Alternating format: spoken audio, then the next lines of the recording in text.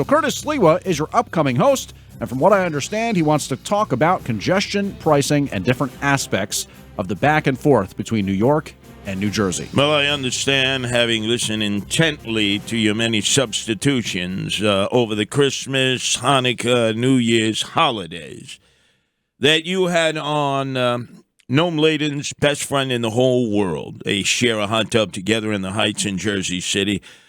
Jersey City Mayor Steve Phillips, graduate of Goldman Sachs, thinks he's going to become the next governor of the state of New Jersey over my dead body. And he is promoting a reverse osmosis strategy that you brought out of him. I have to give you credit. You were the first to bring this out of him. In terms of combating the congestion pricing on the New York side of the Holland, I found this. Can I go to it? Can I go to the audio Yeah, tape? sure. I mean, this is something that I tried to get word to the Murphy administration months ago. So this is something that I've been trying to push New Jersey officials to consider. But remember, it's my job, because you're an enrollee in the Curtis Sliwa boot camp of talk show radio hosts. I have to listen to everything that you and Dominic Carter does, and Nancy Sliwa does, and Anthony Weiner, and everyone who's enrolled, including the Mamaluke Frank Morano. This is what I found in my treasure chest. If turnabout could be fair play, Mayor Fulop, this is something that I'm very interested in, okay? As a Garden State resident myself, as a guy who lives in Bloomfield, I want to pose the suggestion, Garden State surcharge.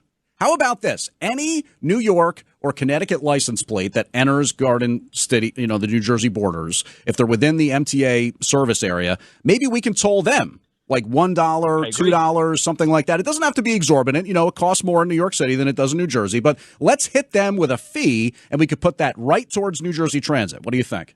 I agree. I've been saying that. I've been saying that we should be taxing New Yorkers when they come to New Jersey, because we need the investment in mass transit as well. New Jersey Transit, bus systems, train systems.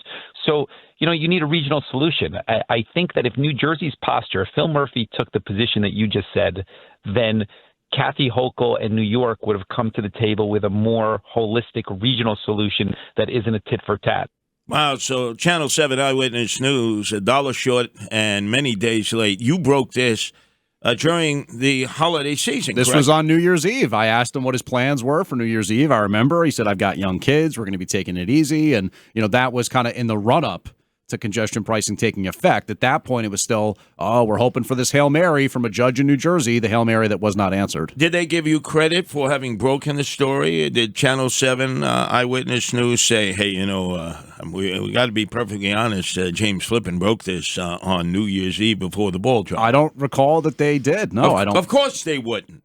Even though our call letters are WABC, That's right? true. No affiliation No, to not anymore. WABC Not for Eyewitness years. channels. But they wouldn't even give you credit.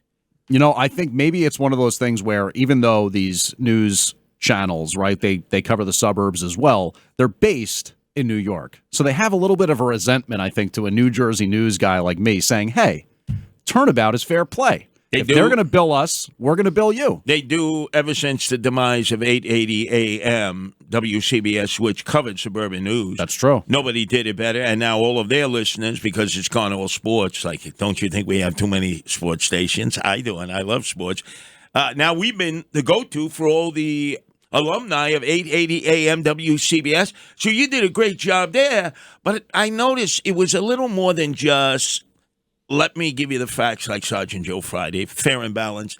You seem to take delight in twisting us here on the New York side, like when we got to go over. For instance, I was at the Whitestone Club of Vicky Palladino last night, their first meeting of the year, packed house. Let's just say I was coming from Whitestone. I'm going over the Whitestone Bridge. I then got to go over the Triborough Bridge, right? I got to be paying all these fares, and I got to go south of 60th Street in Manhattan to catch either the Holland or the Lincoln Tunnel, right, to go into New Jersey. So then I get clipped going into Jersey City with a reverse congestion pricing tax. How do you guys like it? We've been getting dinged for coming in over the GWB and the Lincoln and the Holland for years. So whose side are you on? Are you on the New York City side or are you on the Jersey City side of the It's Hudson? sad, Curtis, when you talk about this, because I think for years there was such solidarity between, you make the jokes about the bridge and tunnel crowd, and New Jersey would always be a source of jokes from New York and stuff like that. But there was a symbiotic relationship. People would come into Manhattan to work and go to dinner and go to plays and go to sporting events. But now all that goodwill, all that partnership, No, it's just been it was torched. before that. It's been torched by Jano Lieber and the MTA. When all of a sudden Jersey decided it would have its own little Wall Street exchange place, right, with one path train ride away from Wall Street. So we don't need to be on freaking Wall Street, right? We'll have our own little Wall Street modded, right there, exchange place. Nobody could come anywhere near those gleaming glass encased steel skyscrapers, right? Where Goldmine Sachs's headquarters is. They produce Corzine, they produce Hefner Murphy, and it's produced Steve Fulop. I did joke with Stephen Fulop, by the way, that I guess it's a job prerequisite to work at Goldman Sachs before running for, and he said, oh, well, ha, ha, ha, but I was there for a much shorter amount of time than Corzine and Murphy. So he kind of said he represents the guy who got out early from Did you ask him about why he's in the hot tub in the Heights since he's neighbors with Noam Laden? Why do they share the same hot tub? Because I have been unable to independently corroborate those facts, I didn't actually ask him about Noam Laden admits it, because if, in fact, Steve Fulop becomes an ex-governor, which would be devastating to New Jersey, Noam Laden thinks he's going back to his hometown of Trenton. To be press secretary? Yeah, that's Steve Fulop. They're like two peas in a pod, a soup and a sandwich, a horse and a carriage. They're like Siamese twins.